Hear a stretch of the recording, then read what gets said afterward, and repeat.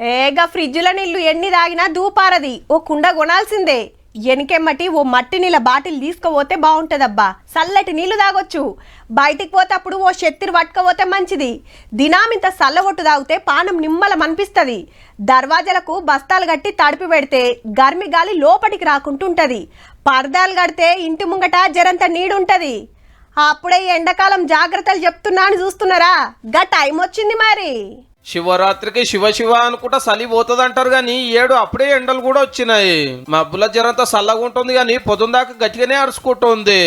ఇప్పుడే 34 డిగ్రీల ఎండ అంటే చూడండిగా. పరిస్థితి గిట్లుంది కాబట్టి ఈ ఏడు ఎండలు బగ్గుంటాయని ముందే సాటింపేసిరు వాతావరణ సంఘ పోళ్ళు. మార్చి రాకముందుకే అందుకున్నాయంటే వాళ్ళు చెప్పింది వాజివే అనిపిస్తుంది. మరి వేడి అనేది పెరగడం చూస్తున్నాము. ఈ global warming, pollution issues, number of vehicles పెరిగిపోవడము, సిటీస్ విస్తరించిపోవడము, వీటి వల్ల ఇటువంటి పరిణామాలు చూస్తున్నాము. గ్లోబల్ వార్మింగ్ అంటే ప్రకృతి ఖరాబు చేసినందుకు పరిస్థితి కింద మీద ఊడు. అడవులు పొతం పెట్టి గుట్టలు మింగేసి చెరువులు కుంటలు పూడ్చుకుంటా పోతున్నందుకే గర్మి పెరుగుతుంది.